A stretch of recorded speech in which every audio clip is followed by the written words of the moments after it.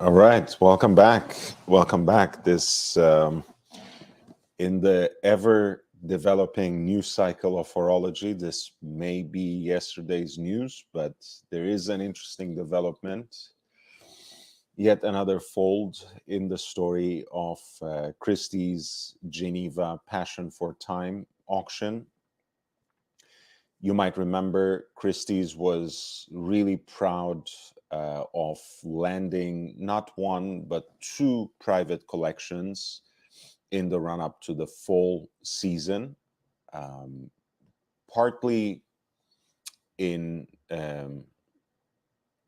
partly as a result of them having secured Jean Todt's collection for last fall, for fall 2022 in Geneva, and successfully auctioning it off for a sum total of 32 million Swiss francs. They basically made a deal with two very important collectors, Mohammed Zaman, who is an Omani businessman, for the Passion for Time collection, which they sold on November the 6th in Geneva, with some additional pieces auctioned off online in the week following that. And they have just auctioned off Patrick Guetrede's the Oak collection, the one-of-a-kind collection that was in exhibition last year in London. Very, very interesting collection. There were minor controversies, objections, and allegations raised about this watch or that. But what was perhaps most interesting last month in Geneva was a last-minute development, an 11th hour engagement by a third party, which was said to have become the guarantor for all the pieces, to buy them essentially at the reserve price, and a deal was, at least by all appearances, sealed in the last minute.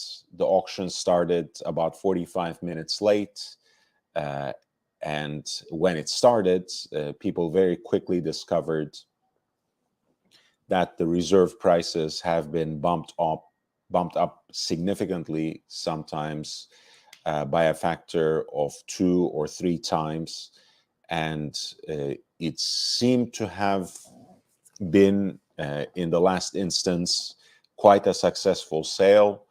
The main chunk, the main portion of the collection sold for almost 38 million Swiss francs, and the online portion itself totaled somewhere around 1.7 million in Swiss francs. So all in all, it was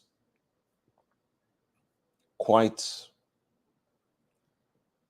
a sale. It was in many ways a record-breaking one, and seemed to have represented quite a bit of success going into Hong Kong for Christie's. The fate of the Oak collection perhaps was not as enticing, as interesting, at least when it concerned the first part. But I guess the big news were to follow quite soon. There was an article yesterday in Bloomberg that's, of course, used Marlon Brando's GMT as its hook for the story. So I will read you that story and we'll start talking from there. Of course, as always, the link is there. So if you would like to join me in conversation, if you would like to be part of the panel, you should feel absolutely free. And look at this guy. Nice polo coat, an ascot, I believe, with what seems like Churchill dots, like polka dots. But yeah, that's an absolutely smashing coat. Even though you can't exactly tell from the black and white picture, I'm assuming that is a camel hair polo coat. By all appearances, that's what it should be.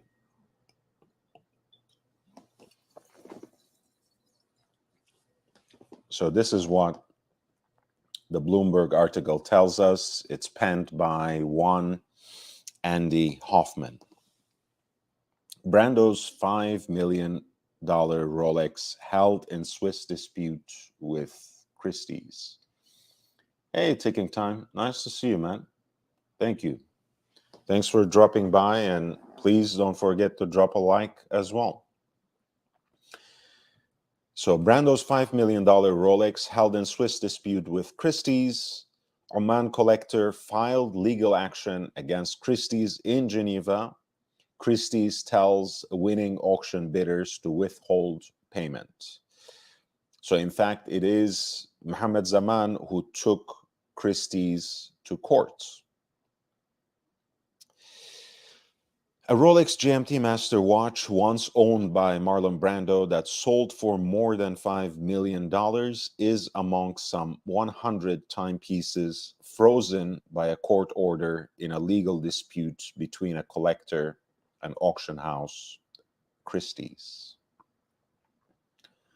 Mohammed Zaman, an Omani businessman and watch collector, filed a civil complaint in Geneva after Christie's auctioned off 113 watches from his personal collection on November 6th for a total of $42,418,914 US.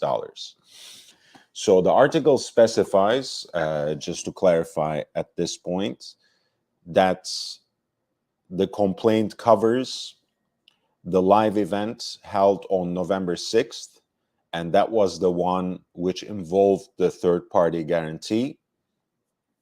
I'm not sure if the online component is included in the case at all. I'm not sure if that is covered by the proceedings, because as it happens, I know they sold for much less, but that actually covers also 117 more watches. So Christie's basically sold 230 watches of this gentleman. I believe it was only the 113 lots as part of the live event that were covered by the third-party guarantor. The article doesn't make any reference to the online portion of the auction, so we don't exactly know if those pieces are also covered, if they are also frozen, if they are also withheld as part of this dispute. A Geneva court issued an order that the watches remain under lock and key with the auction house pending resolution of the case, Christie's said.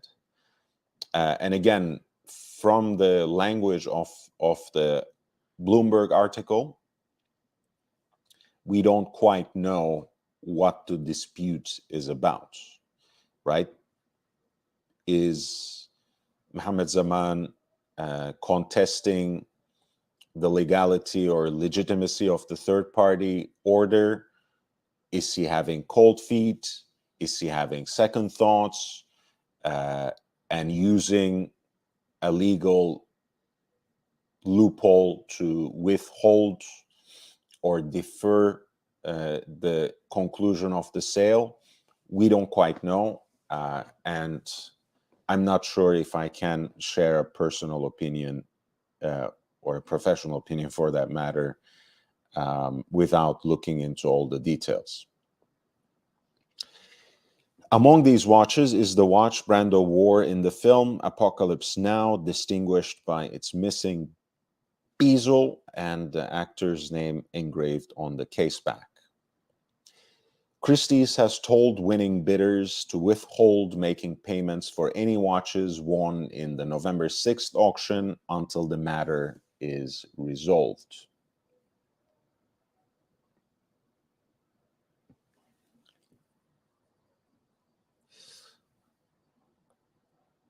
What happened? These auction houses are seedier than the porn industry. No comment.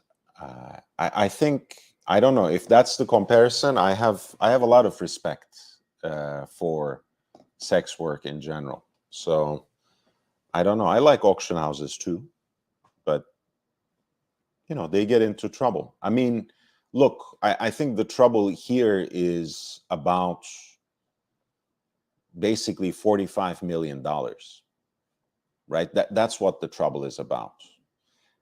Maybe having now discovered, again, I'm just purely speculating, right? It's possible that for their relationship, right, between the consignor and the auction house, there was nothing seedy or fishy at all.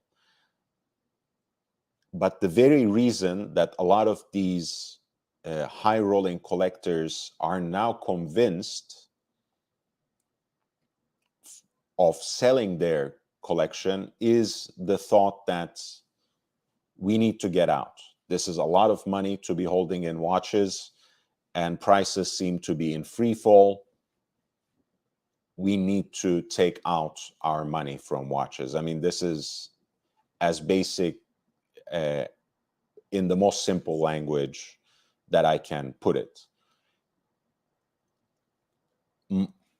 My thought right now is perhaps Mr. Zaman now has second thoughts, having seen how enthusiastically the third-party guarantor threw that money on the entire collection.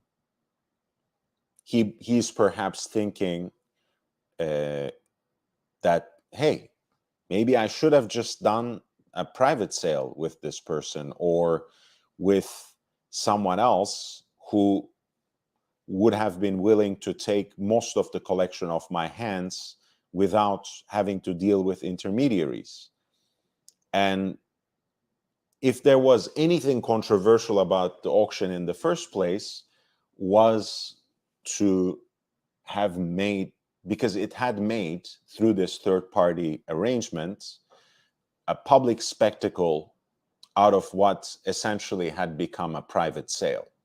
So again, I respect your choice of words. That wouldn't have been mine. But when it comes to me, I think that was the controversial part. Now, what is going to take place between Mohammed Zaman and Christie's is nothing personal, just business, baby. It's $45 million. That's a lot of money. And it clearly involves a lot of legal folds and a lot of emotions as well. So Christie's has told winning bidders to withhold making payments for any watches won in the November 6th auction until the matter is resolved. Mr. Zaman is regrettably blocking Christie's from releasing the watches to the successful buyers at the Passion for Time sale, a spokesperson for Christie's said in a statement.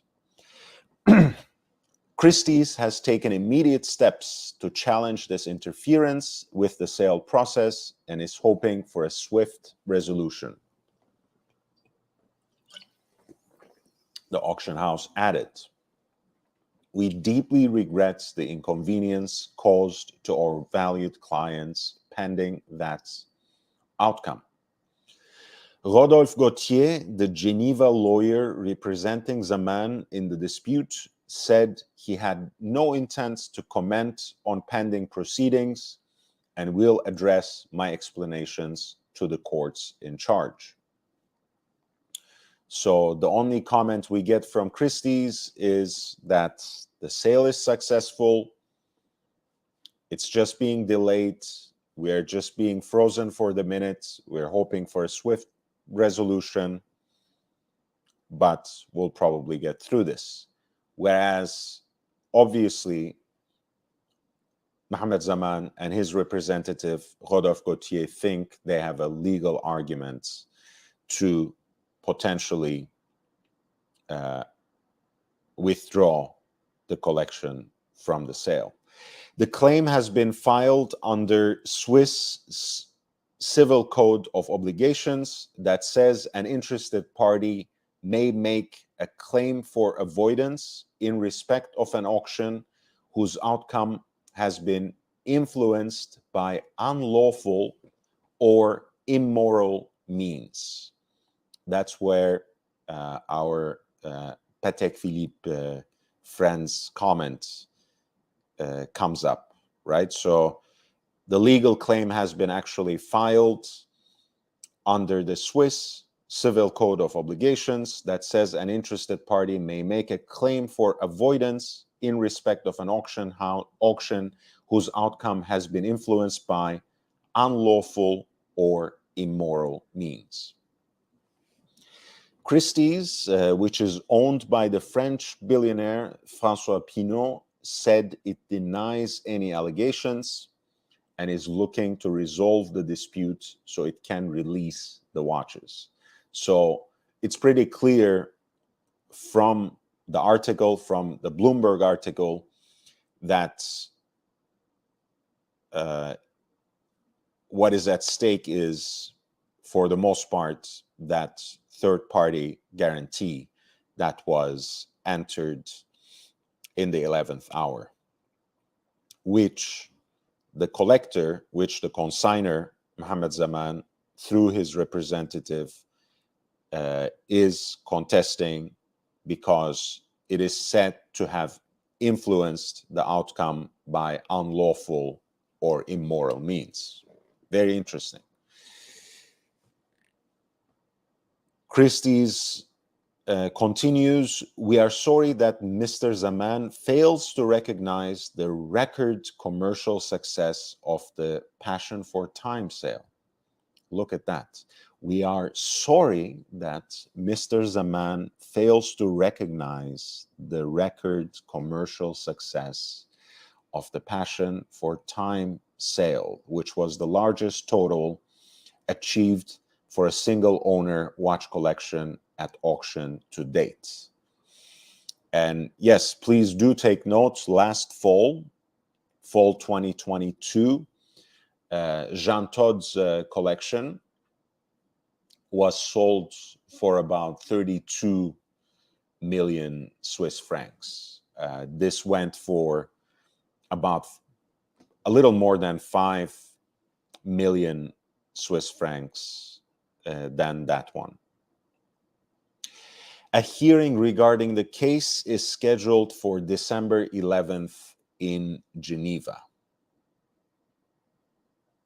So the hearing will take place on December 11th in Geneva. Until then, I think we will have to content ourselves with some educated speculations, some conjectures. I've shared mine a second ago. Feel free to share yours in the chat, or by jumping on the panel and joining me in talking about this. I think, it can be a number of things. The first option, the first possibility that came to mind for me was that perhaps Mohamed Zaman decided that it was not the best time to sell these watches after all. And in fact, the way that the third party guarantee, that the third party guarantor entered the game so late, perhaps made him feel even more uncomfortable, made him even more ill at ease. And maybe he came to think, hey, maybe I could have done this some other way. Maybe I could have concluded a similar arrangement myself without having to use an auction house as an intermediary. And, let's see if I can get out of this situation by using any legal means I have after the fact. This could well be it. Remember that even though that sort of third-party guarantee arrangement is by no means unusual for auctions, this was the first time that it came up in such a public instance for a watch auction. This is the first time that it was so crucial for an auction that sold so many important watches and for more than 37 million Swiss francs. And essentially, again, it's like buying basically the third party entity, which could be an individual, which could be a luxury company. The identity was never quite released for us.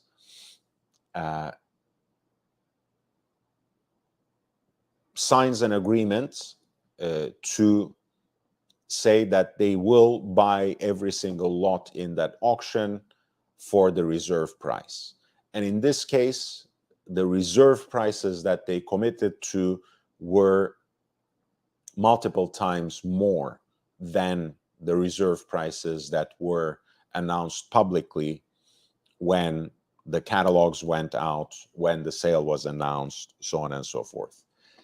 So, which brings me to my second speculation, and that's probably a naive one. This is probably too silly to even suggest. But listen, the collectors community is very tight-knit, and that is the case at every level, right? People who mod Seikos are a tight-knit community. People who collect vintage Rolex are a tight community. People who buy these kinds of heavy hitter watches from auctions are also a tight-knit community. So perhaps Mohammed Zaman was actually hoping that a lot of these watches were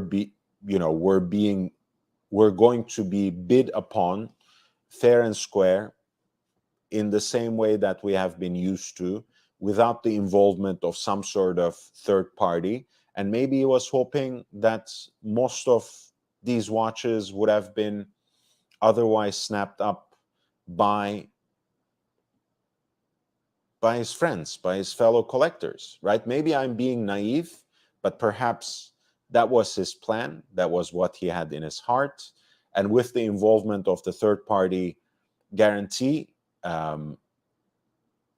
that perhaps did not happen, right? And also remember, with that guarantee, any watch that goes over that reserve price, this time, in addition to the auction house and their buyer's premium, there's also a share of the profits that goes to that guarantor.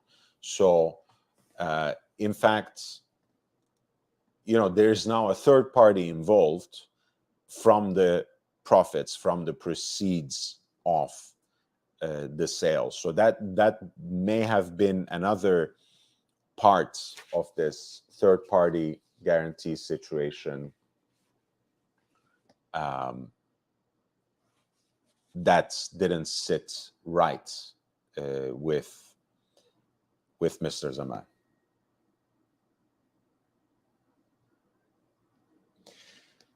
Fries Monster says biggest sales because of the number of watches in the auction, not for the amount of money resulting.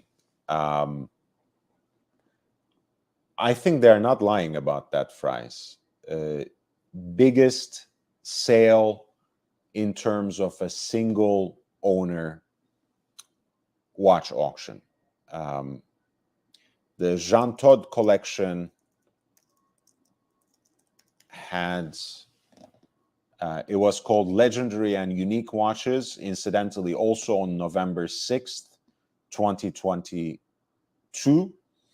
That had 111 lots and a sales total of 31.8, or we can round it up to 31.9, let's say, million in Swiss francs. So I think they are not lying or being deceptive or sneaky with saying it's the biggest result.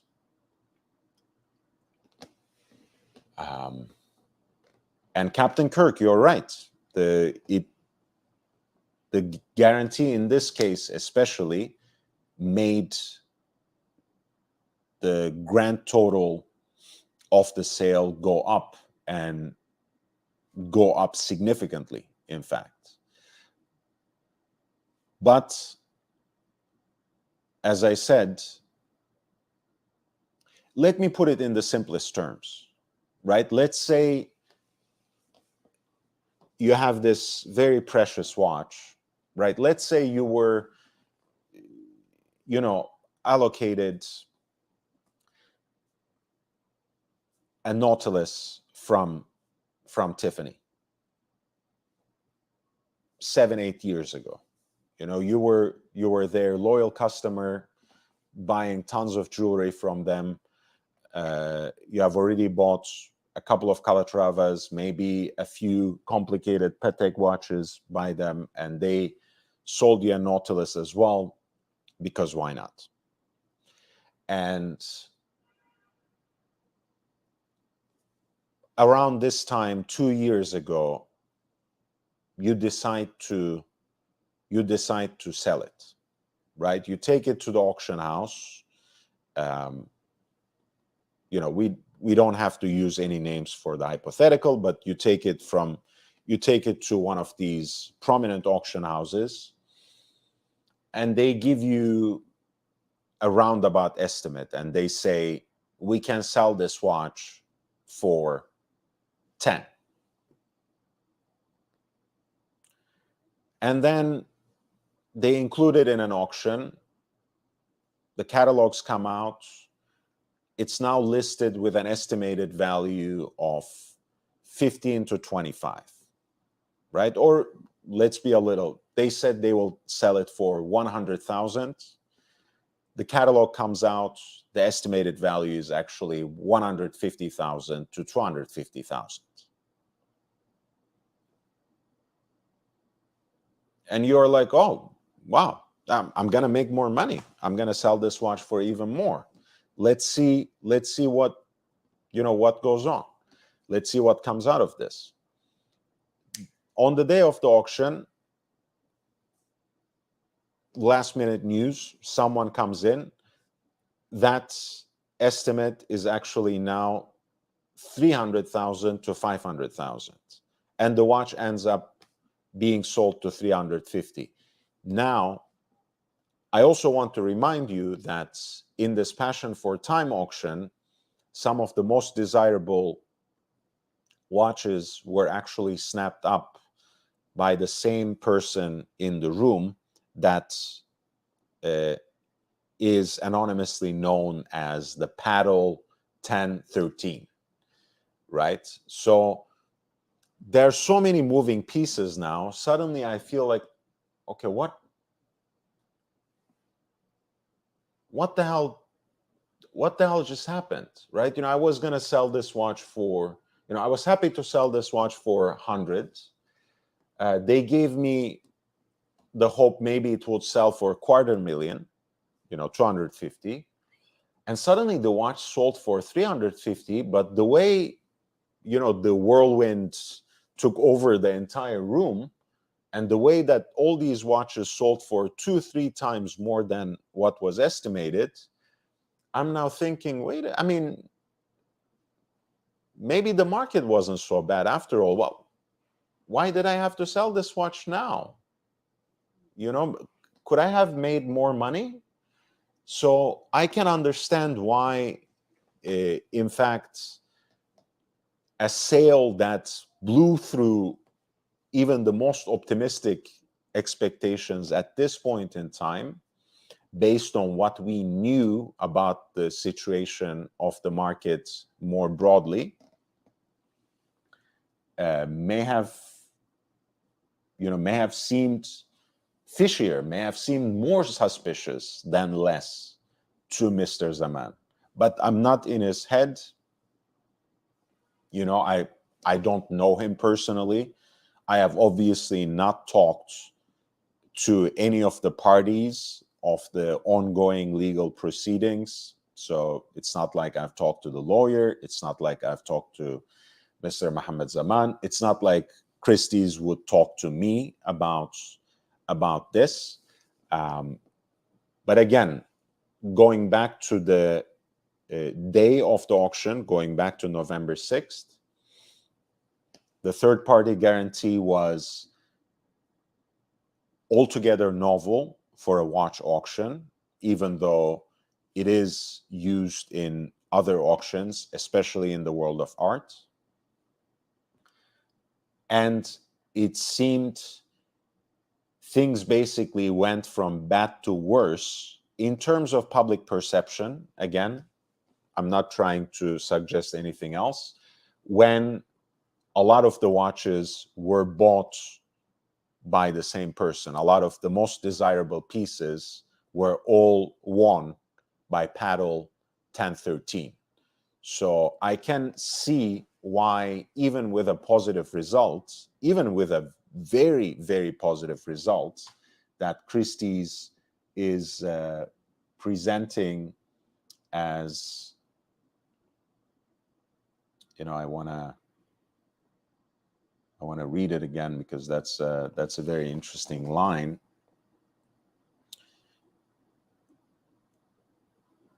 Right, when they say, "We are sorry that Mr. Zaman fails to recognize the record commercial success of the Passion for Time sale." So essentially, that would be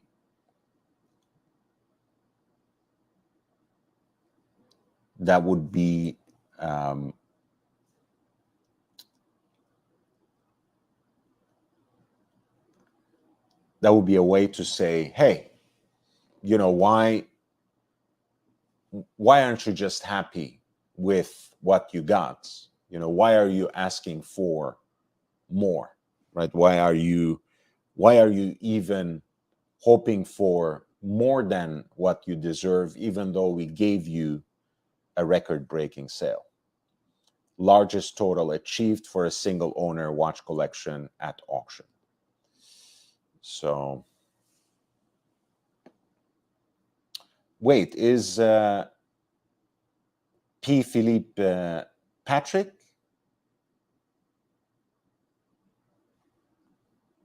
Because, yeah, it sounds like someone familiar, someone I would know under another name, but I can't make the connection. You guys, no one takes me seriously when I say I don't watch this stuff anymore and I'm not involved with any of the characters and drama. But I really don't know what you guys are doing among yourselves. And, as you were, please.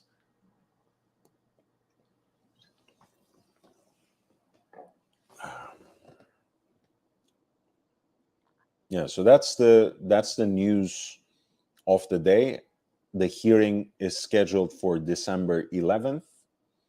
So not next Monday, but the one after that, in about 8 days from now. And I think it's, as Captain Kirk said, it's extremely intriguing because these kinds of developments, I think, change the way this game is played, at least at the level of auction houses.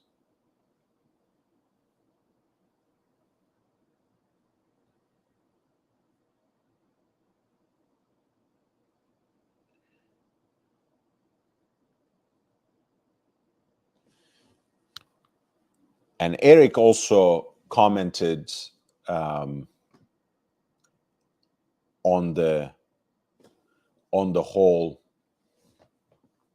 thing. What happened with the Zaman auction was unprecedented for a watch auction, he says. And remember, again, Eric Wind is not only and not simply one of the most respected people in the world of vintage watches, especially vintage Rolex, and the $1 million dealer, as the Esquire recently profiled him, but also someone who has extensive experience in the auction circles, and incidentally at Christie's, right? Before he founded Wind Vintage in 2017, if I'm not mistaken, he was vice president and senior specialist for Christie's. So it's very interesting.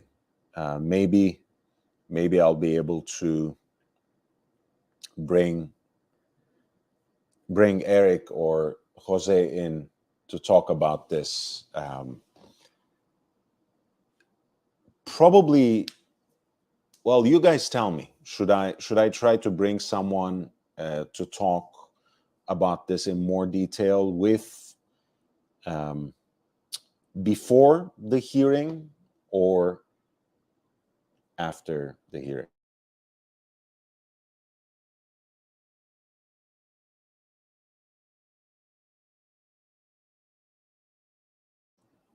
Let me do a quick poll. Why not? Why not? Sorry, I spent at least part of my living days as Borat, so sometimes it comes out. Hey, Sam Davidson, the birthday has been amazing. The whole month has been amazing. I couldn't have been happier. I had my birthday. I was, I had a live stream with you guys in November again. I went to a big, Persian Jewish wedding, beautiful. I had a big Thanksgiving in in a Jewish household. Again, it was beautiful. It's all I needed at this time of the year. One of the best Novembers that I spent in recent time, and I'm very grateful to all of you and to everyone else who was involved in the real world as well.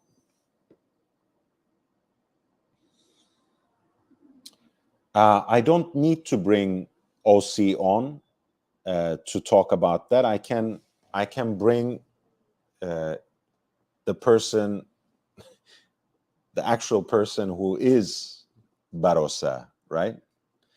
That wouldn't be a problem. I would rather have Cars and Chrono talk about how they came up with the idea and how they developed it, right? I don't need a spokesperson.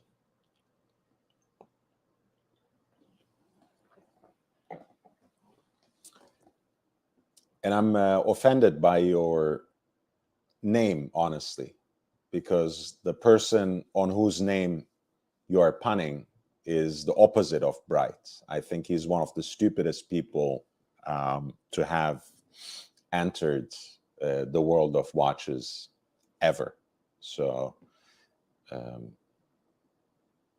I'm sorry, I can't give you much airtime here, and can't respect your opinion when it's coming from that last name.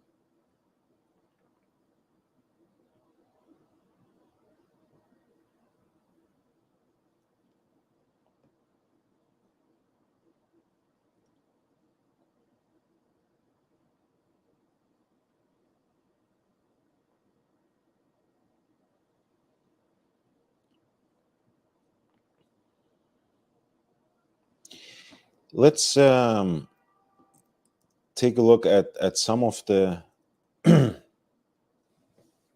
some of the pieces that we didn't get to talk about. Of course, we can jump over to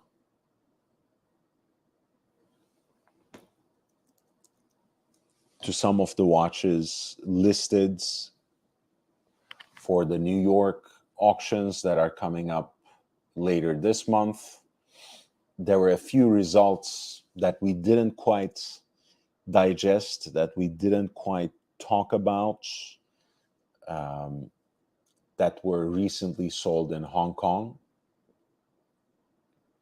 And I didn't really get to speak as freely as I wanted about this latest collaboration by Audemars Piguet, perhaps.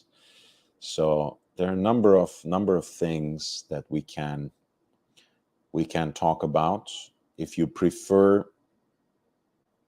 anything else, if you want me to talk about anything else, feel free to intervene in the chats, especially with a super chat, of course. And I'll be more than happy to change tracks and talk about something else, as long as it relates to the world of watches.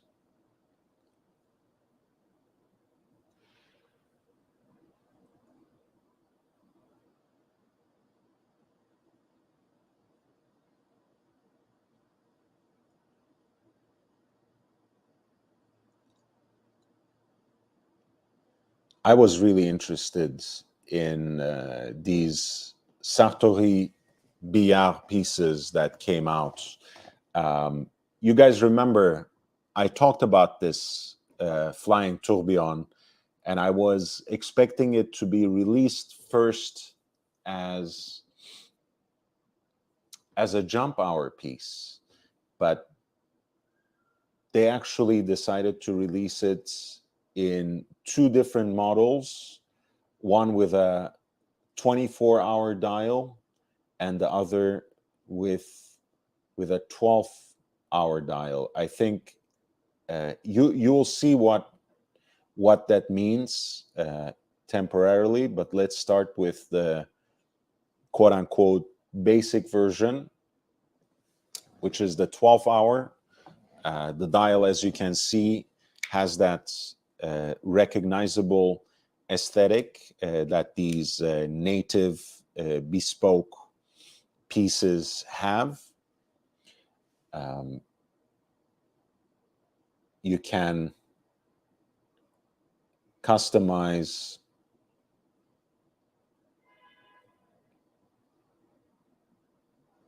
just about every part of the piece. You can choose, as is the case here, a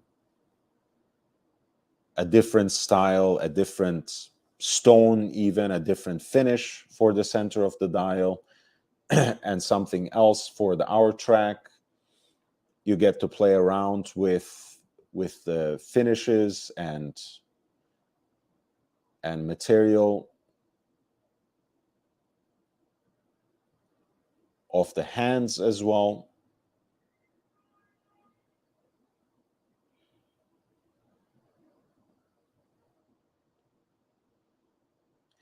And in this one, instead of seconds on the subdial, you actually get a tourbillon cage, which exhibits a flying tourbillon, meaning a tourbillon without a bridge, which is harder to execute, which is also perhaps more aesthetically pleasing because there's nothing that inhibits your field of vision. And as you guys know, in the world of wristwatches, the tourbillons, even though they do have technical reasons behind them, even though they are regulational mechanisms, even though they do, in fact, work against the effects of gravity and the stances of your watch to give you higher accuracy and precision. Still, the tourbillons in the world of wristwatches are mostly for the aesthetics. So a flying tourbillon, in fact, even enhances that sort of visual aesthetic appeal.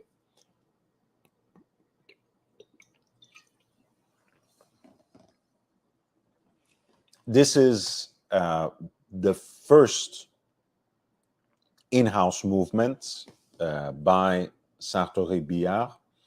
They collaborated with a private watch collector group called Chronotempus. I want to say they are based in Europe, and I want to say even Germany, perhaps. I might be absolutely wrong. No, maybe not. I think they are European, though, Chronotempus. Perhaps they were first founded in Europe. Okay. Yeah, that's what it says. Un club de coleccionistas privado inicialmente fundado en España. Yeah, initially founded in Spain. So anyway, but they are international now.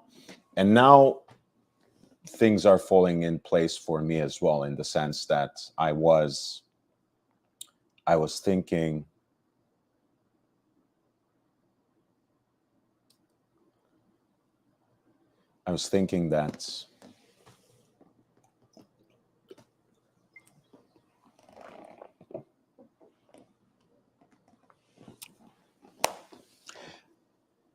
that the jump hour piece would come first, but if they already have ordered an initial batch of these through a private collectors group, perhaps it makes more sense for them to be delivered.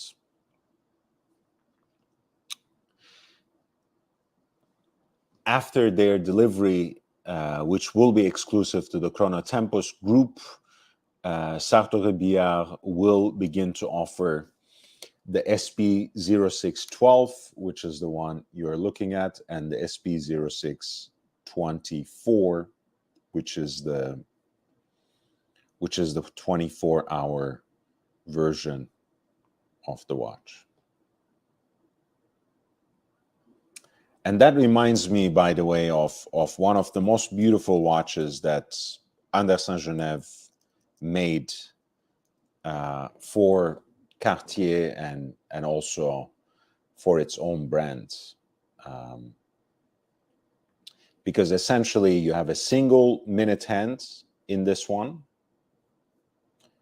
which obviously makes its revolution around the dial in 60 minutes. But then you have 2 hour hands, one for day hours and one for night hours, distinguished in each instance by the sun and a crescent moon.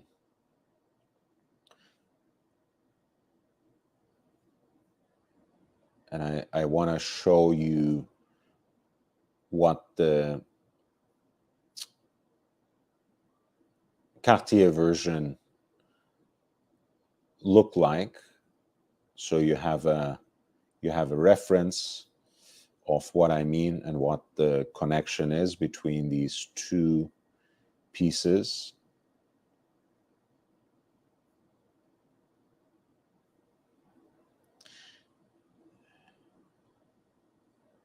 Again, yeah, I mean, can you imagine seeing something like this about the lineage of the watch that we are looking at? Forget about that stupid channel, but any watch live stream. No way. But yes, this was the watch that Sven Andersen made for Cartier. And as you see, it's a little more, I think, intricately designed, because it has an hour hand for the night hours, which is slightly shorter and shows the time in this inner scale in the form of a downward crescent. And then there's a longer hand, again pivoting on the same axis, that shows the day hours in the outer scale. So it's a little different, but the influence seems the same. And in this case, actually, the minutes are in a subdial. I think it's tidier, maybe more elegant and elevated, looks absolutely stunning and most appropriate in that Pasha case. But this is not to take away from what Sartori Biard achieved here, which is quite stunning. Centrally deployed minute hand in this case, which shows the minutes on the periphery of the dial. Two separate hour hands, each of which show their respective hours on the same scale, which is in the form of a downward facing crescent. There's a lot to like about this watch. And again, I don't disagree with this statement either. And that's why I usually refuse to call tourbillon a complication, because it's it's for regulation. You know, it's a regulator. It's a mechanism that essentially offsets the effects of gravity for enhanced accuracy and precision. I'm not sure if that's a complication. It's very elegant. I think best executions of the tourbillon, I think, can produce some of the most pleasing works in horology. Like the F. Bijan tourbillon, I think is one of the best examples in every single generation. I think that there's enormous aesthetic appeal. I really like the design on these as well. Maybe I haven't made up my mind, actually. I don't know if I like the standard, 12-hour dial or this 24-hour dial. But the way they put this one together with what seems like an Aventurine for the minute track, and probably a meteorite for the center dial. It looks orgasmic. I mean, it's what an amazing, amazing piece. And I don't know if you guys remember how we talked about this, the sapphire bridge that gives you kind of the best vision of the most of the movements. Apparently, much of the development was done by the Karivutilainen ecosystem, right? Obviously not in his workshops, but you guys know that he has his own case maker by the name Voutilainen et Catin. He has Comblemin, which makes dials and specializes in guilloche dials, even though, of course, he does his own dials in his own workshop.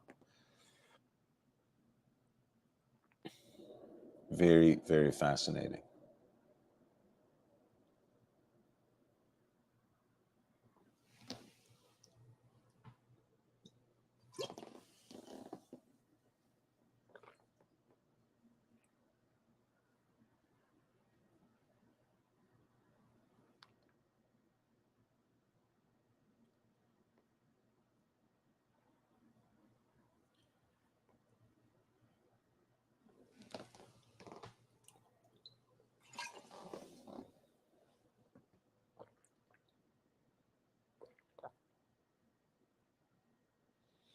The cases are apparently 41 millimeters wide and under 10 millimeters thick, just around 9.5,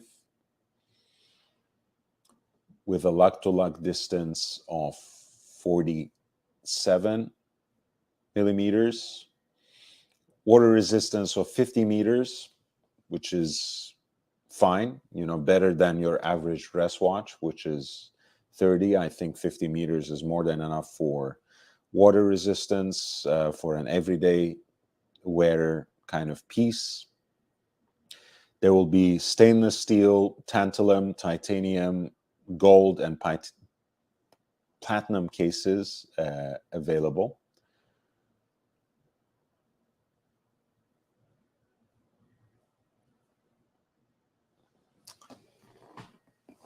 The movement apparently beats at 3 hertz and has a power reserve of 96 hours.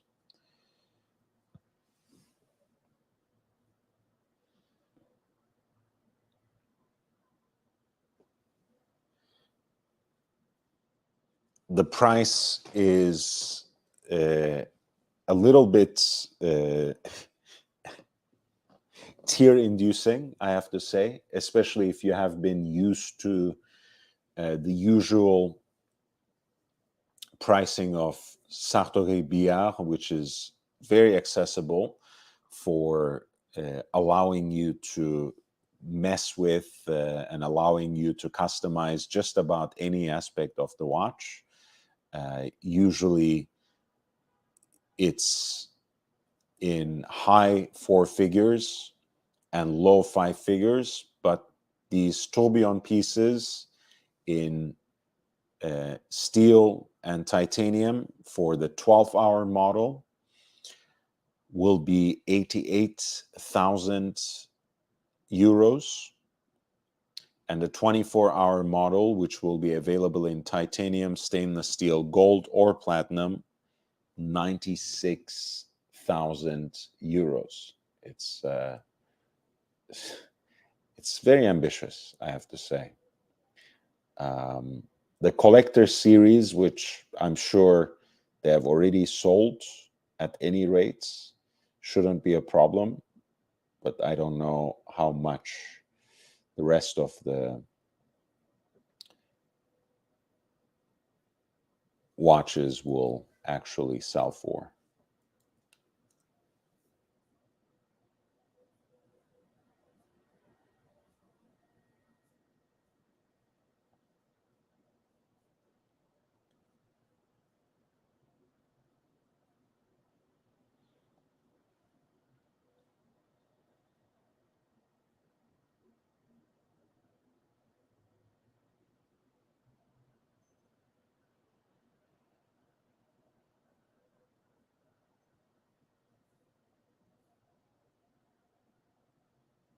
Wow, that's a tremblage dial, apparently.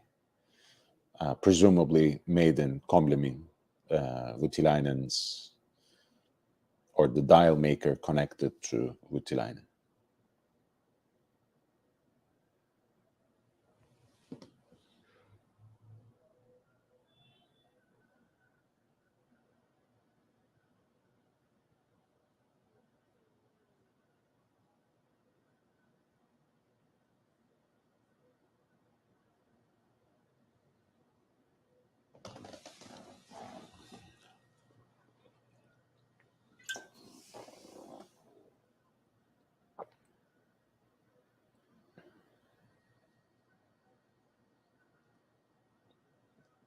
But the movement is very impressive, both in terms of its architecture, the sapphire bridge, which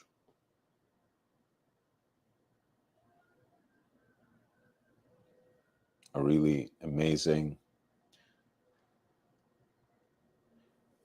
And apparently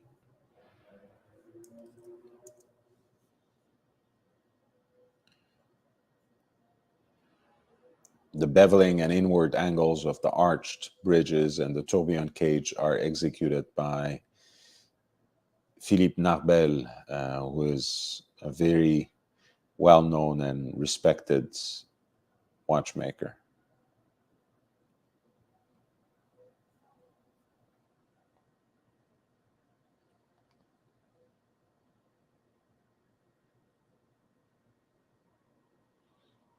Again, I don't doubt the elevated level of quality when it comes to this particular series by Sartor Billard.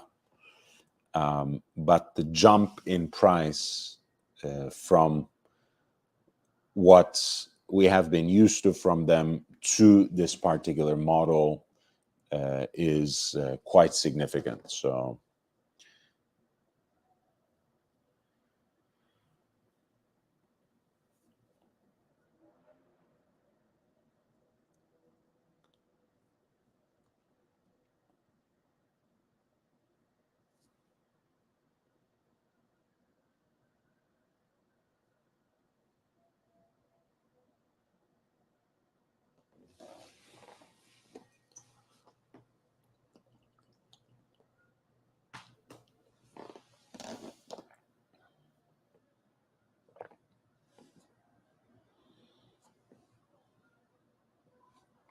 very interesting proposition.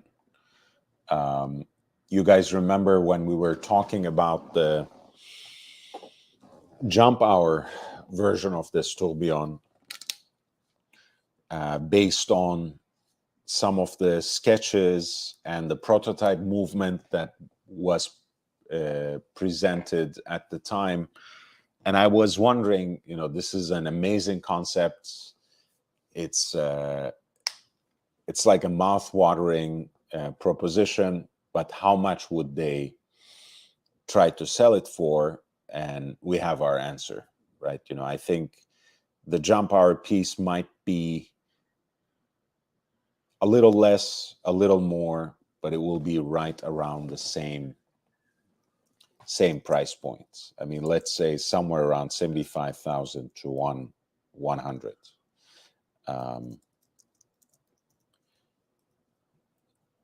Because even though the jump hour complication is not necessarily much more difficult, much harder to execute,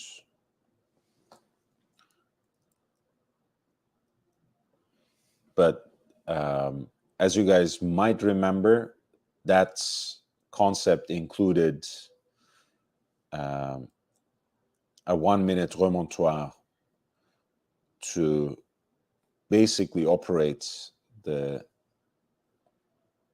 jump hour. And I think that's going to be a great watch as well. But that's the SB08. And what we were just looking at was SB06.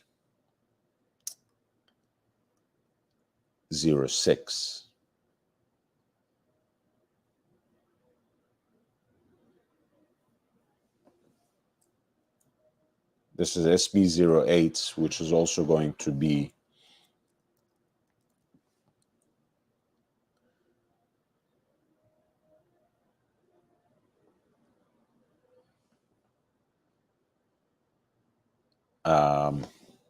a flying tourbillon, but with a jump hour and minutes mechanism, which is operated by the remontoir.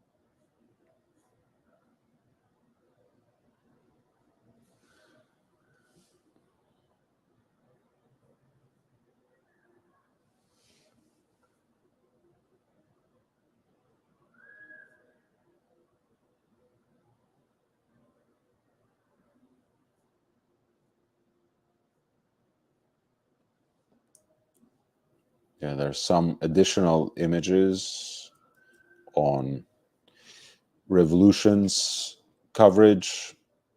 I'm particularly impressed by that Havana dial on the simple tourbillon, the tourbillon only, with radially grain brushed hour track and a tremblage center dial. I never quite liked the hands. I never quite got into the handset with Sartori Biard, but especially at this price point, I'm sure they have some other options that are perhaps more conservative in terms of their design.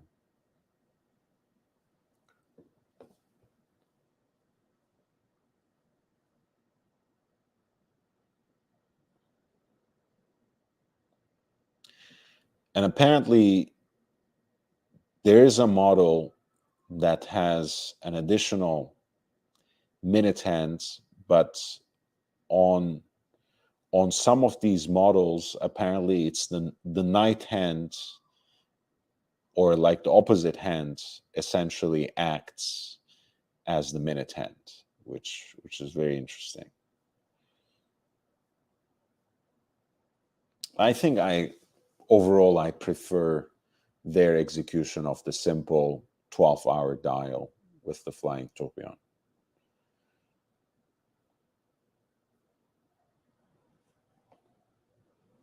It's great work still. I mean, even if it's a little bit on the more expensive side, especially for their first proper in-house movements, and their tourbillon, which again, no matter what, is still in so many ways the rite of initiation when it comes to an independent maker, an independent brand. It's very interesting.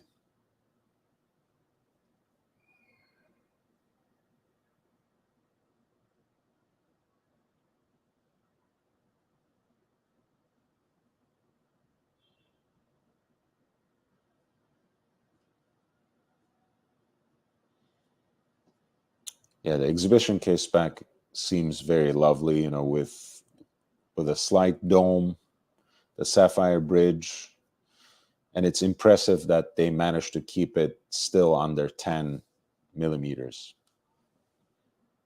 It's fantastic.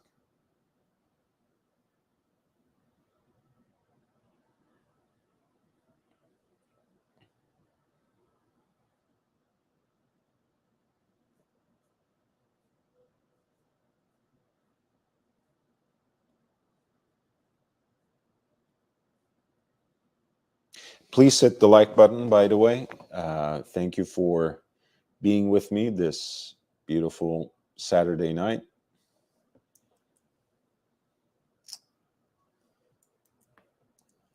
I want to also talk about these 3 new Fola Marie pieces that are released. Fola Marie has been working towards, again, releasing more mechanical pieces, more complicated pieces for a brand that started its existence making mecha quartz driven versions or mecha quartz driven homages to Patek's legendary Tasti Tondi, the reference 1463 chronographs. They have grown, pardon me, in leaps and bounds.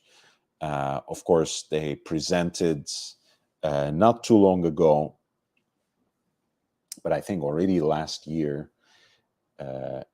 their first time-only piece, which was also their first mechanical piece with the movements sourced from La Joue Perret, G100.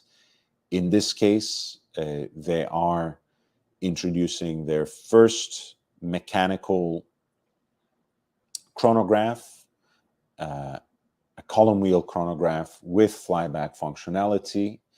We'll talk about those next. I'll take a short break, but I will be right back. I won't take too long. In the meantime, relax, enjoy yourselves, and hit the like button.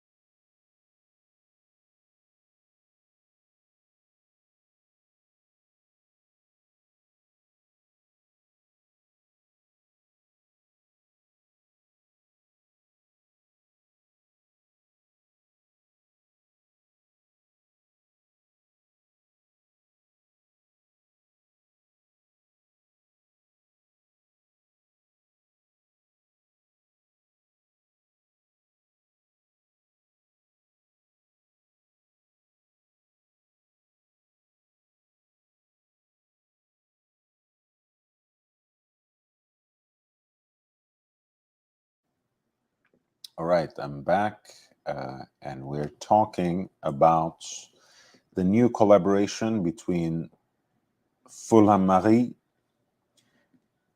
Revolution magazine, and Auto Montanari, John Goldberger. These pieces are priced much more reasonably compared to what we were looking at. Swiss-made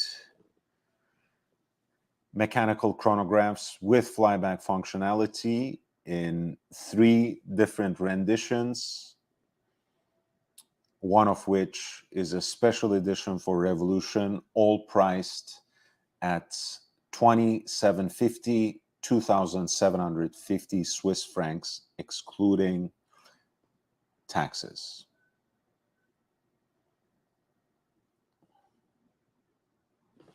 Fulamari was a brand introduced 3 years ago. They were all the rage when they gained, at the year of their foundation, I think, the Revelation Award at the GPHG, because what they put out there was extremely practical, extremely wearable, something that had immense appeal to not only people who were looking for accessible pieces, but even very well-respected collectors who were looking for pieces that resembled some of the watches they held in their collection, but something that they could wear for the everyday with a certain abandon, without the fear of them damaging the watches in any way, without the fear of the watches being stolen. So it was great. They were powered by mecha quartz movements. These are hybrid movements where used for chronographs, where the timekeeping functions are taken over by the quartz part of the movement, and where the chronograph is still mechanically operated. In Fulamari's case, and that is the case with a lot of modern mecha quartz chronographs as well, these are Japanese-made calibers.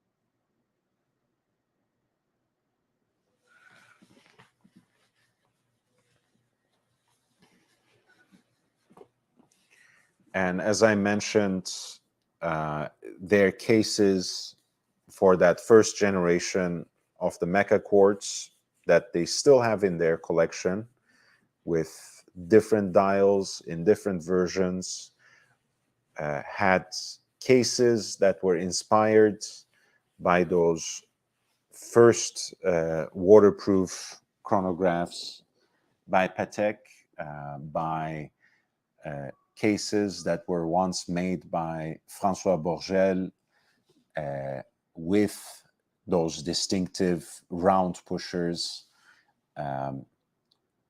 in fact, with that guilloche decoration as well.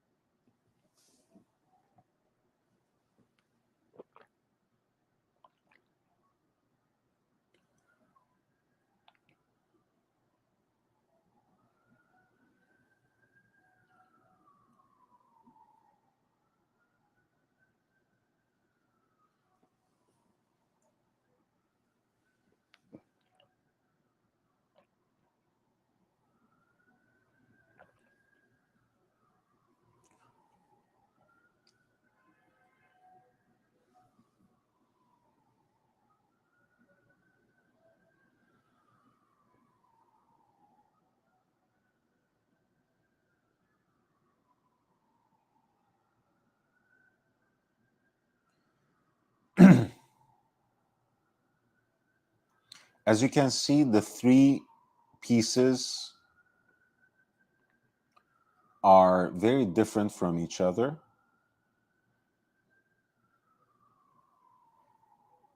These 2 that flank the middle one, which incidentally is the Revolution limited edition, have olive-shaped pushers, which are very elegant. One has a two-tone silver black dial. The other one has a two-tone blue dial with gilt accents. And the Revolution edition in the middle, which has the Tasti Tondi style pushers, has a very interesting vertically brushed salmon center dial, kind of a sector inspired layout in all three instances. And all three pieces also have a pulsometer on the periphery of the dial, on the perimeter of the dial, which is graduated for 30 pulsations.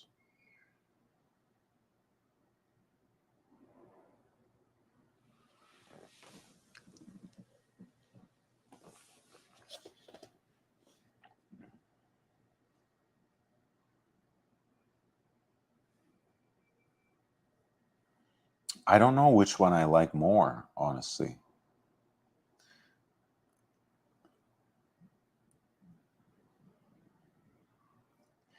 I think I would love to have the Tasti Tondi version with the silver dial, honestly.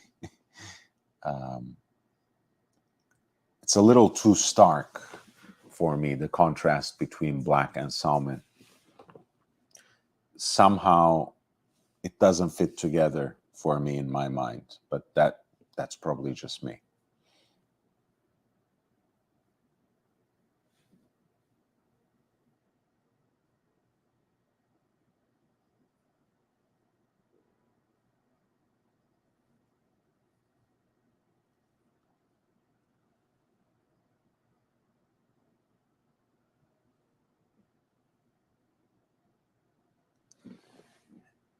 The movement is actually Celita manual wind, caliber AMT 5100, column wheel activated with flyback functionality.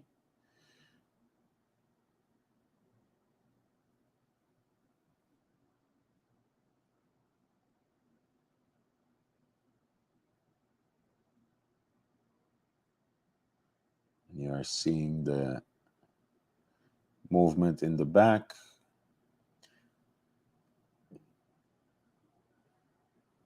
The column wheel is blued to give it a particular accent.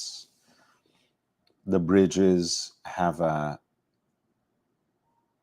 pink gold plating as a finish.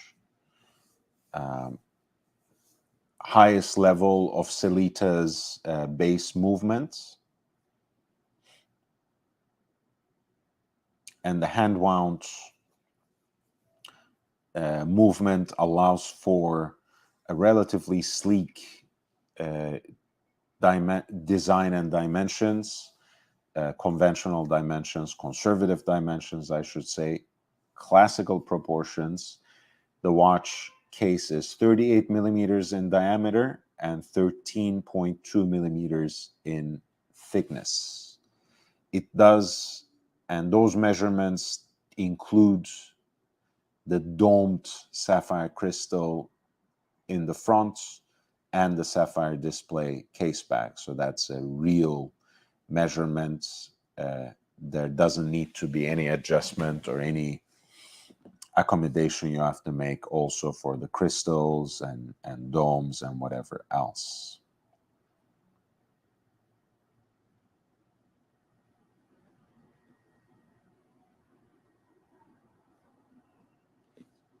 Yeah, I think these watches look really handsome. I don't like the blue one at all, but both the silver and the salmon look pretty nice.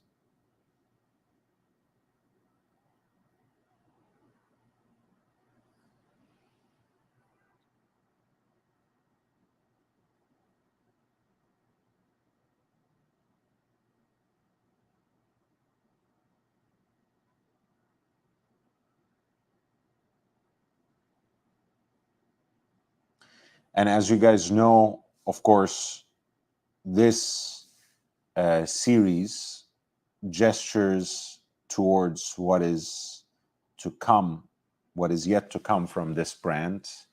You remember one of the hottest watches before the auction was canceled and for now delayed until next year.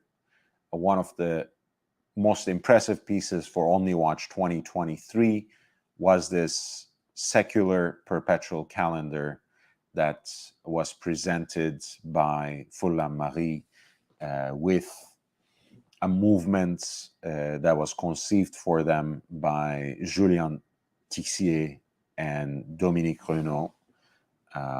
Beautiful piece, all in sterling silver as well, rhodium plated case, and mesh bracelets with this single pusher correction that is integrated at 6 o'clock. Stunning blue titanium dial. Everything was fantastic about this watch as well. And in a way, that was the watch which announced a new era for the brands that will include more mechanical pieces, more complicated watches, and perhaps it's no surprise that a mechanical chronograph with flyback functionality is the first major step in that direction.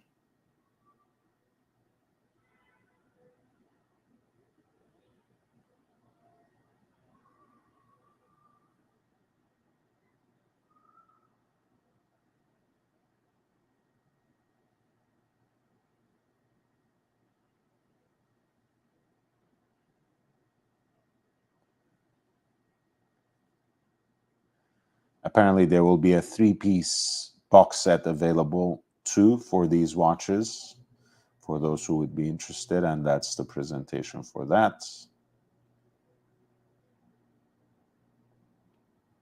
The watches will be available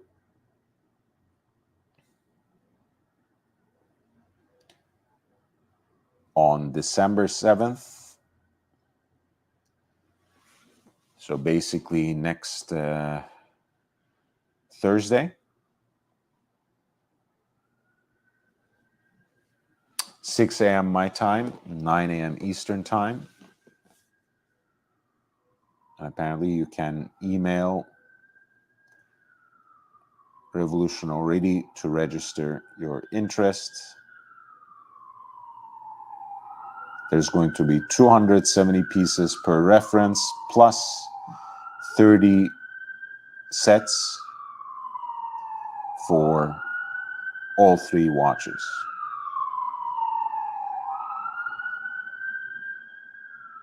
Cool.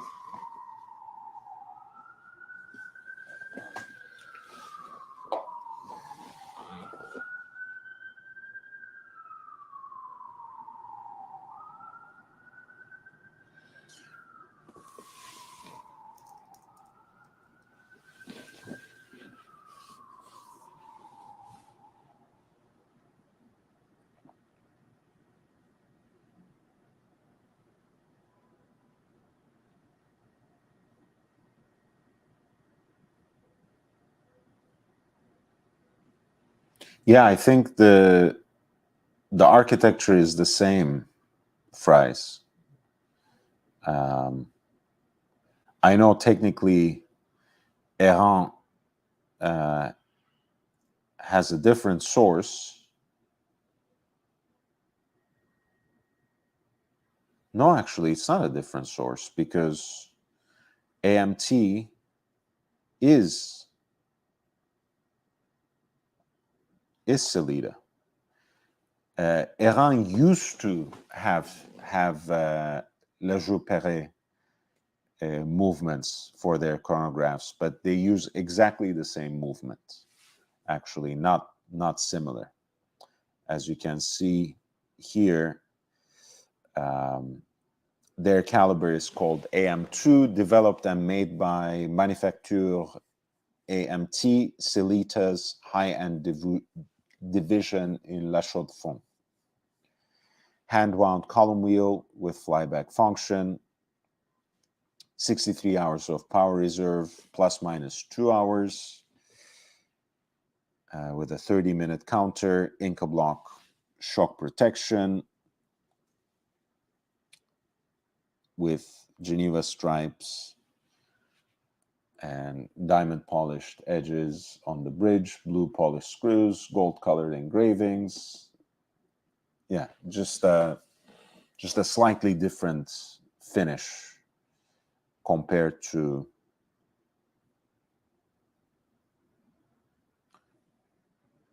the Errant.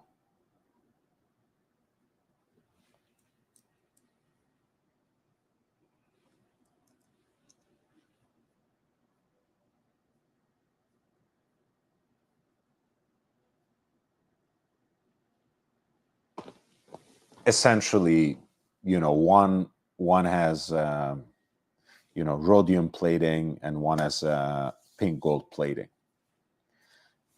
That's all that can be said.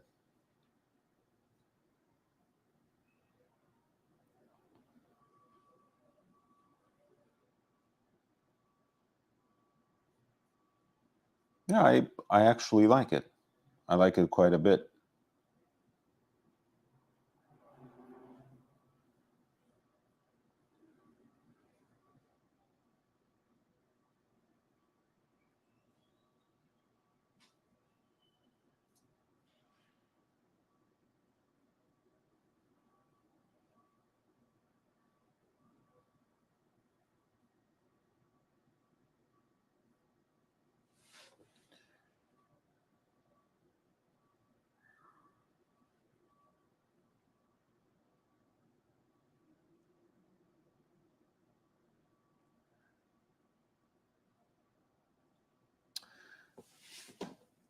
There are a few more things that we have about another hour, so I want to talk about a few more releases that happened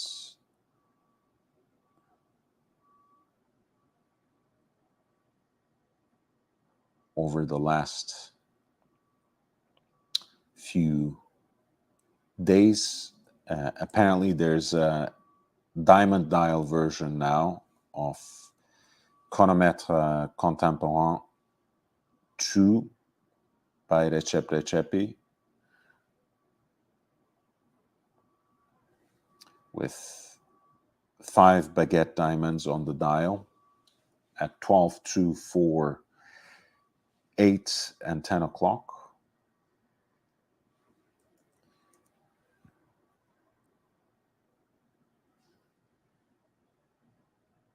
It's going to be a small run in the same metals that Chronomètre Contemporain was so far produced, namely in pink gold and platinum.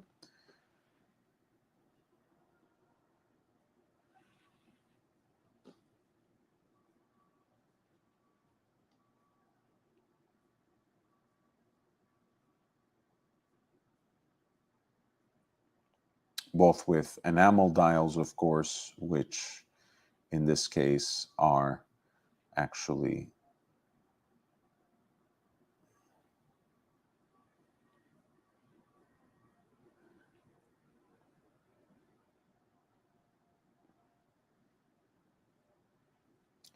and the pink gold version apparently is going to be with rubies, I believe, rather than diamonds. So the platinum version has a black enamel dial and diamond hour markers, baguette cuts, and I believe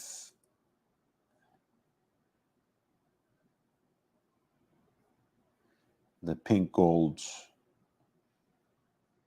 version may, let me see, may also have a different dial color as well.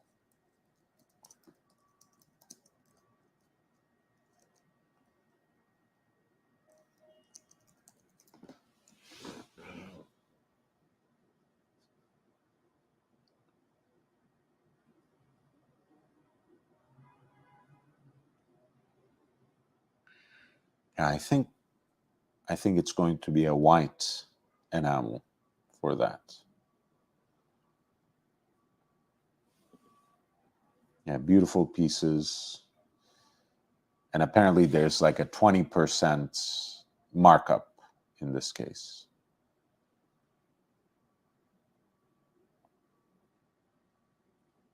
So it's 150,000 in Swiss francs.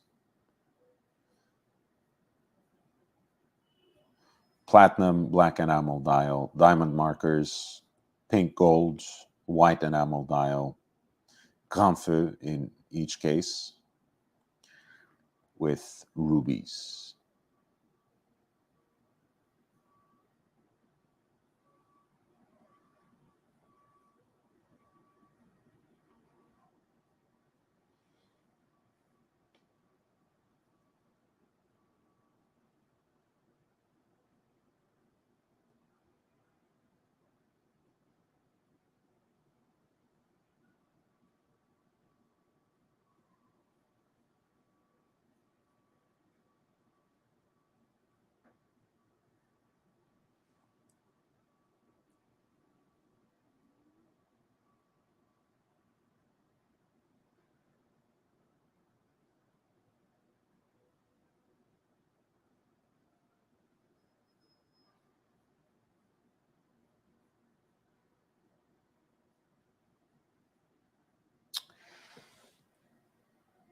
I think maybe I will talk a little bit about the Cactus Jack AP that was released and close with that. I feel that the chat has died down a little bit, that people are not interacting as much, that there are no questions or requests. So perhaps it's time to find my way to the end of the show. You're looking at the most recent release by Audemars Piguet, potentially the last big release of François-Henri Benamias's reign as the CEO. This is a collaboration with the rapper Travis Scott.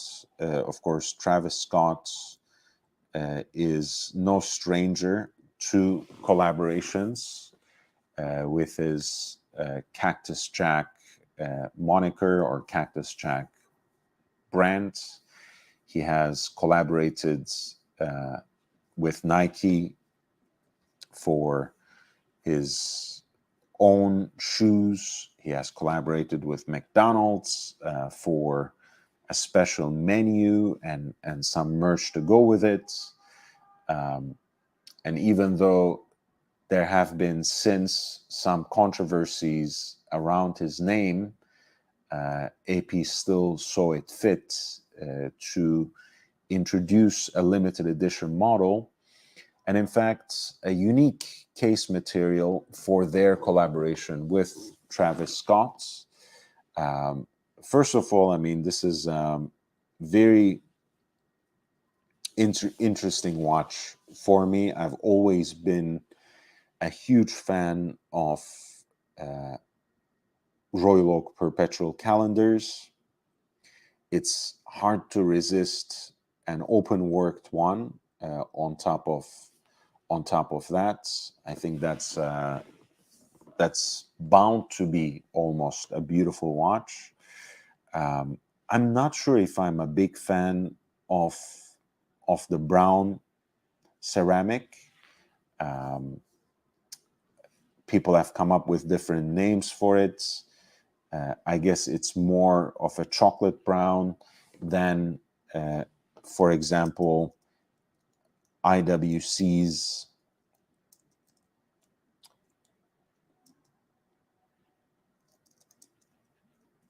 new pilot's chronograph, which is kind of like a khaki colored number. Um, I was in fact thinking while we were talking about this on the live stream from a couple of days ago with REG, with Evan, and with Ali. I was thinking that maybe it was a good thing that they toned it down a little bit by combining it with a fabric strap rather than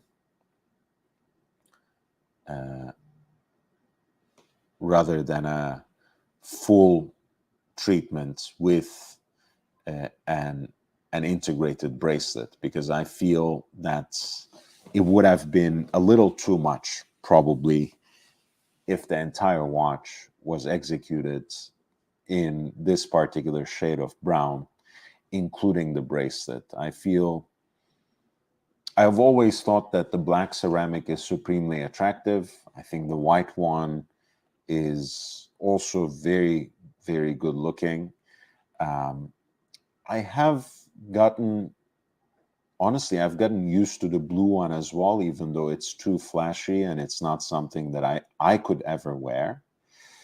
But that being said, it seemed almost inevitable that they would at some point start introducing different colors of ceramic, and it doesn't surprise me at all that they went with it. By the way, when I was talking about IWC, it is the Mojave Deserts version of the Pilot's Chronograph 41 Top Gun that I had in mind.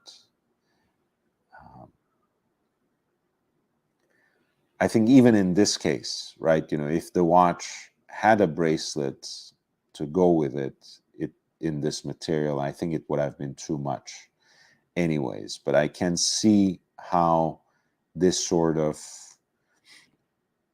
color with its earth tones can actually possibly work with a bracelet, whereas I think this would have been hopeless and not very attractive. I have probably mentioned before that I'm always in awe of earlier generations of Royal Oak perpetual calendars, like the reference 5554 or 25554, which have a very balanced and simple design, great layout with the 4 subdials, and not even the leap year indicator to disturb that particular symmetry established by the dial. Of course, as generations wore on, the cases have gotten bigger, 41 millimeters from the original 39. Leap year indicator came first into the subdial at 12 o'clock. And finally, there's now a weekly calendar that is indicated on the rejo of the watch with an hand that is deployed centrally. I also love the open worked treatments as well, although in this case, I feel I just feel the font is too much fun for me to appreciate it. I think I could even live with the unique expression of the moon phase, because I think that in and of itself is a great tradition, right? I love seeing moon phases that match the case metal. I love seeing uh, the moon executed perhaps in a way that harkens to a realistic representation. Sometimes they use meteorites to achieve that. Um, I love it when they kind of make an anthropomorphic moon with a certain expression on the face of the moon. You know, whether it's a little bit of a smirk or a scowl. It's a lot of fun.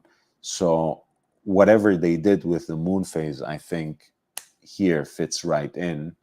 Um, but I just can't really bear all the numbers with the week and also days and months with the weird month.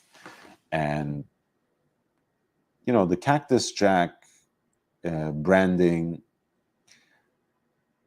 I think it should have been just relegated to the custom rotor weight. That again would have fit squarely into AP's own traditions. After all, for the longest time, custom oscillating weights, especially since the advent of exhibition casebacks on Royal Oaks, were some of the most impressive secret handshakes in collecting wristwatches. So I could certainly countenance a custom rotor, which is the case here.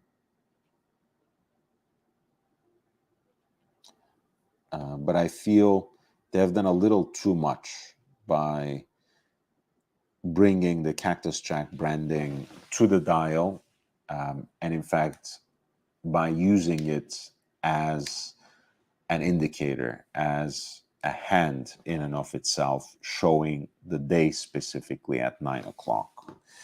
Um, Other than that, as an idea, I actually think I like it even more than when I first saw it, because there's no hiding that the perpetual calendar is a prestige complication, that in a lot of the classical executions of it, it leaves much to be desired. There's no new ground to cover. There's no need to reinvent the wheel.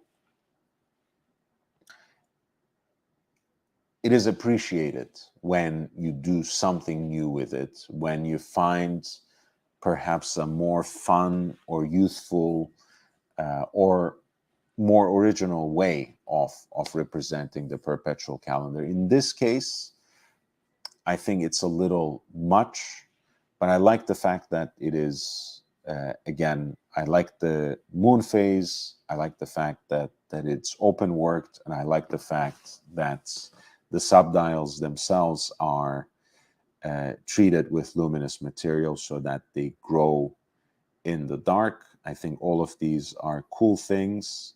I'm not a fan of the color scheme. I'm certainly not a fan of the branding on the dial. I absolutely detest the fonts. Um, Honestly, to me, it just makes the watch look cheap.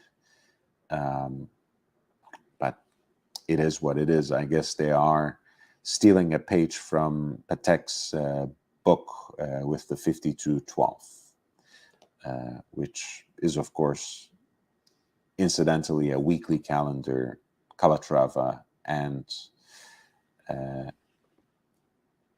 has these funky fonts on its dial, and an interesting story of its design to go with it.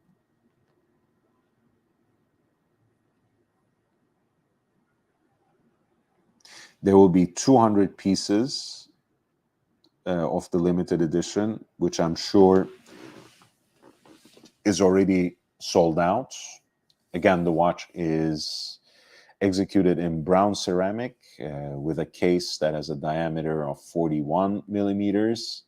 The thickness of the case is right under 10 millimeters, 9.9. The piece has the caliber 5135, which beats at 19,800 semi-oscillations per hour. That is 2.75 hertz, and has a power reserve of 40 hours.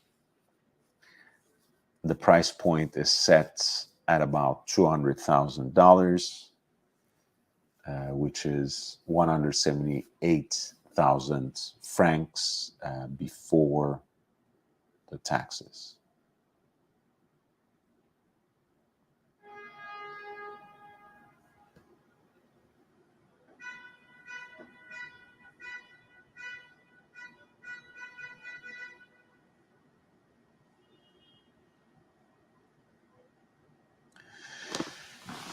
Yeah, look, I mean, I'm not a fan of Travis Scott either. OC, I'm a fan of Gucci Mane. If they collaborated with Gucci, I'm sure they would come up with something that would absolutely not tickle my fancy either. I love Gucci's music. I love Gucci's style, even on him.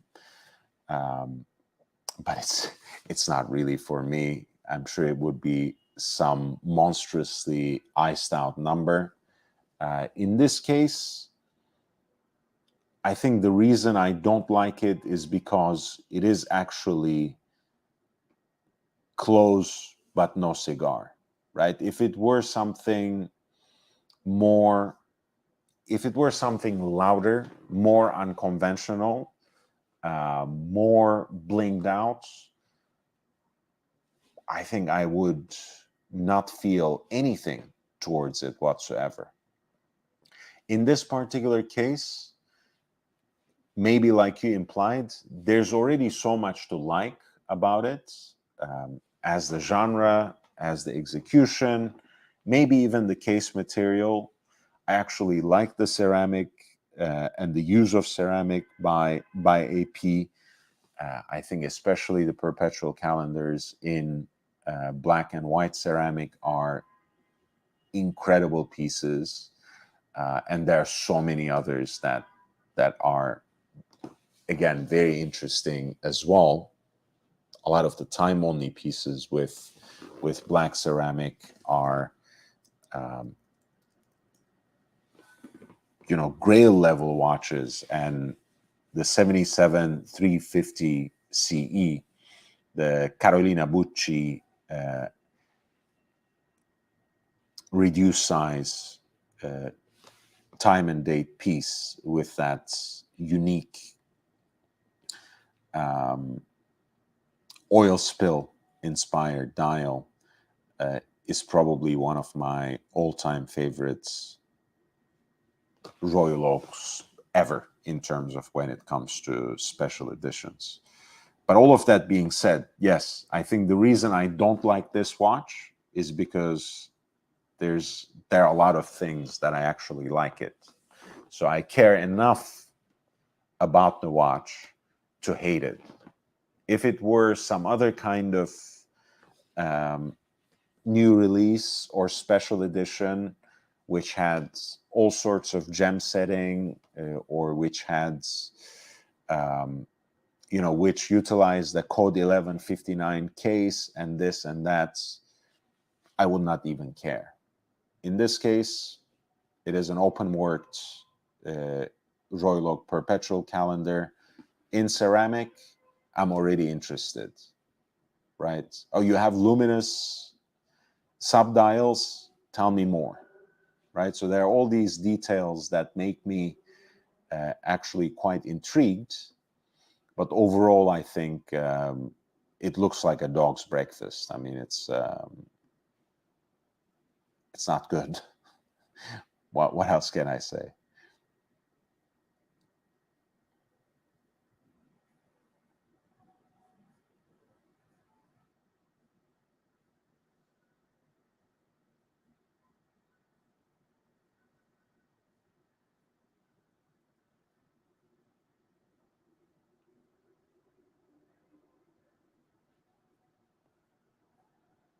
Yeah, and the subdials, by the way, are transparent as well. Smoked sapphire, which again is a great treatment, right? The minute track is like that as well. Just a lot of great things about the watch, which again inspires stronger feelings, right? If it were ho hum kind of thing, no one would even care.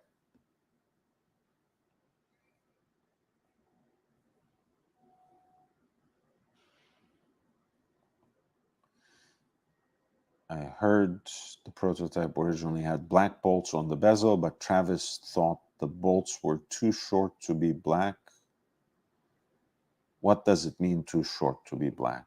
That doesn't make any sense at all, but I guess. Bruce G says, these illegible watches keep me satisfied with my Zin version of the Navi timer. You can read the Navi timer? Or are you simply saying that they're so illegible that they make it seem like your Navi timer is legible? I don't know. Tell me more. I love the Navi timer, by the way. Don't take me wrong, Bruce Street, but perpetual calendars are impressive, but are not usually known for their legibility. That's why a lot of people love the Moza Perpetual One, because it's very simplified. Sure enough, it just has the month and date, but it's so legible and incredibly legible simply at a glance that it has a very strong charm. In this case, yes, especially in their traditional expression, perpetual calendars are not easy to read. My eyes are okay, actually, since I had a LASIK surgery as my high school graduation present. I didn't suffer much, so I can still read relatively well what is on my wrist, but I'm sure those days are numbered eventually. I will start failing. But yeah, as a concept, perpetual calendar is not a very, very legible watch.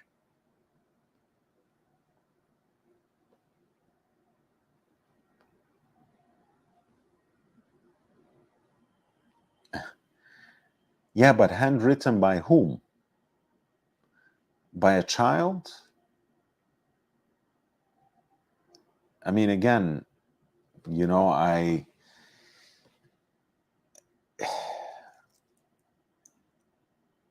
think the 5212 is also interesting as a concept for this reason. But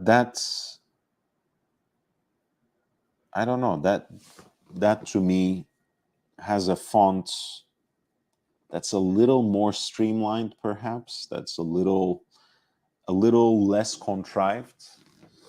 The Cactus Jack font is just, it's too much. It's too much. It doesn't belong to the face of a finished product. And I know that's the point, right? That is the point. It is supposed to be something different. It is supposed to have that manufactured authenticity about it. I understand. Um, you know, I I know the marketing game quite well to make sense of it from that perspective. But as someone who likes watches, and as someone who, I think by this point I can simply say, who used to like AP for what they once were,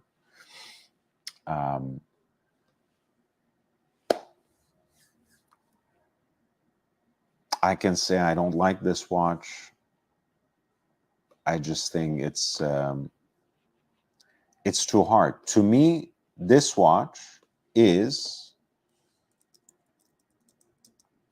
the horological representation of this.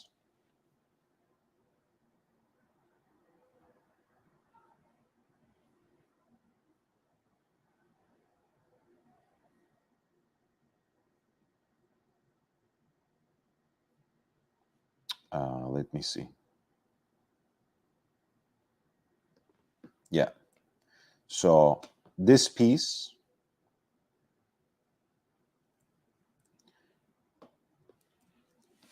is this in the form of a watch.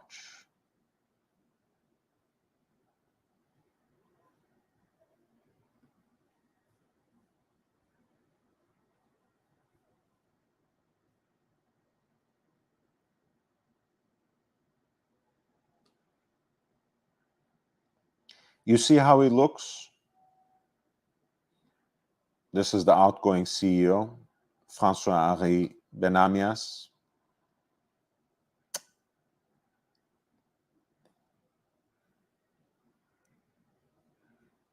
That's how that watch looks to me. It's trying too hard to be something that it really isn't. But who cares, right? It's a 200-piece limited edition. It won't be accessible to most of us. And even if it were, probably the purpose of this release is to make AP relevant, visible, and somehow attractive to a very different, younger demographic. So it is what it is. But to me, that's the image I see when I see that watch. This clown show, basically. It's it always grates me when people try to be something that they're not. And same thing with brands, right? You have to stay true to yourself. You have to stay authentic. You can only ride the gravy train so far. You can only be on the crest of the wave for so long. You can only be on the hype train until a certain station. After a while, you will have to get off. And by the time AP falls off the hype, they won't have any of their traditional customers.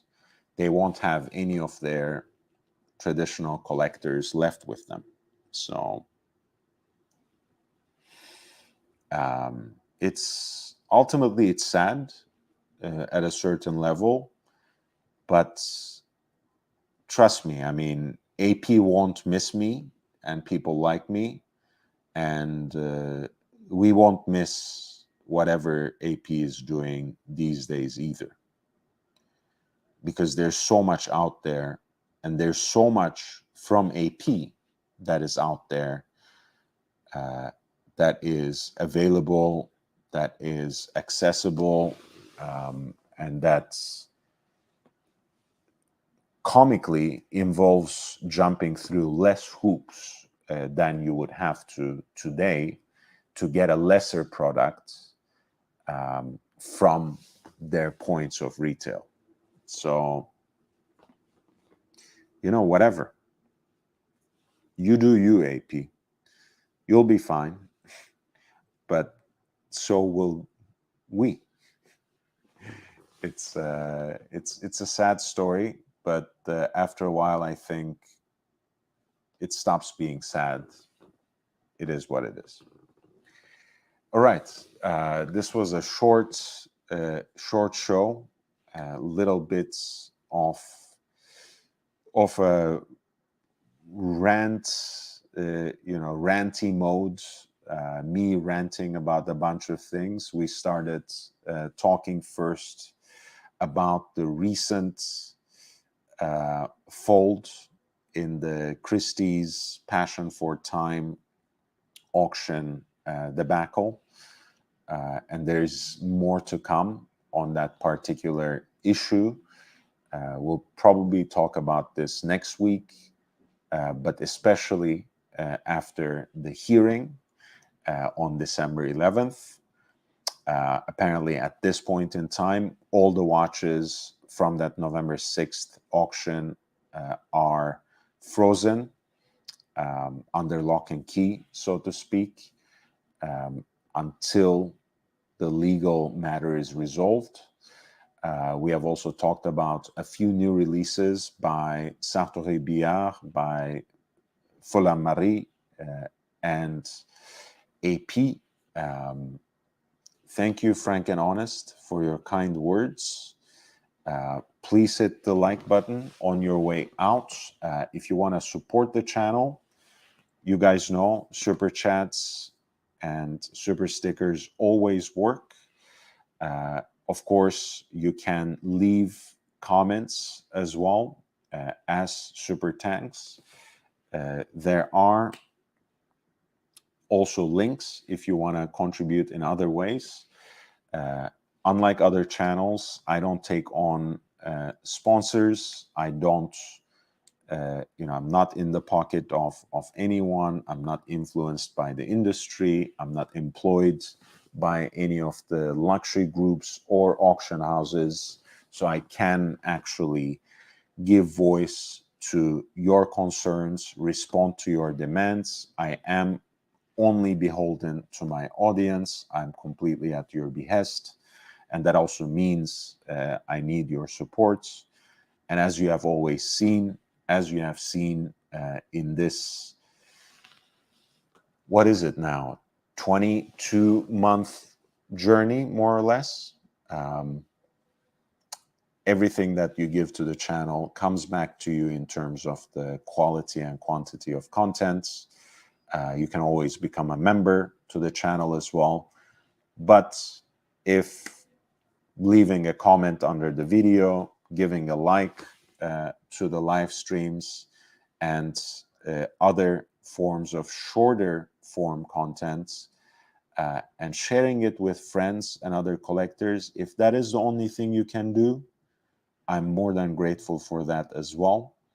That really helps too. So please spread the word and help me grow the community. In either case, I'm very grateful to you. I'm looking forward to ending the year with a bang. Hopefully we'll have a couple of special guests before the end of the year as well. Some interviews that I'm working on. I'm sure you'll be interested. Maybe we'll have an additional segment with someone I bring from the outside when it comes to this recent Christie's debacle as well.